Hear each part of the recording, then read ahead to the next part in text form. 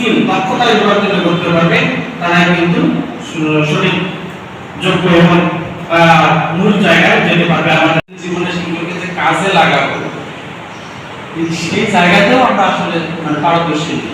আমাদেরকে এই জায়গাটাতে অন্তত পক্ষে পারদর্শী হতে হবে। আমাদের সামনে যে স্টুডেন্টরা আছে এটা প্রযুক্তি, এটা কি করছে মানুষের কষ্টকে লাঘব করছে, কমাইছে। আমরা এই রুমটার ভিতরে যা দেখতে পাচ্ছি সবই কিন্তু একটা প্রযুক্তি।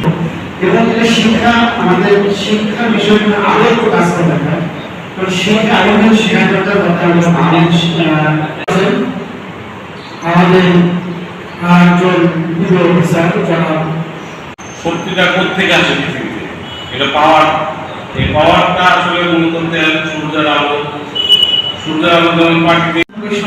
আমাদের প্রবিধান মালাটা বেশ পুরাতন, এখন এই প্রবিধান মালার সংস্কারের কাজ চলতেছে, হয়তো শীঘ্রই আমরা নতুন প্রবিধান মালা পাবো। আমাদের সাদুল্লাহপুর উপজেলায় আমরা বিজ্ঞানকে কাজে লাগিয়ে, প্রযুক্তিকে কাজে লাগিয়ে এরকম কোনো কিছু আমরা উৎপাদন করতে পেরেছি কিনা, আমাদের সম্ভাবনা আছে কিনা, সেটাই কিন্তু দেখাচ্ছিল মূল প্রতিপাদ্য বিষয়। কারণ আজকে যদি সাদুল্লাহপুরে আমরা শুধু সাদুল্লাহপুরের জন্য উপযোগী এমন কোনো কিছু যদি আমরা উৎপাদন করতে পারি, এমন কোনো কিছু স্থাপন করতে পারি, তাহলে অন্তত সাদুল্লাহপুরের জন্য একটা আশীর্বাদ হবে।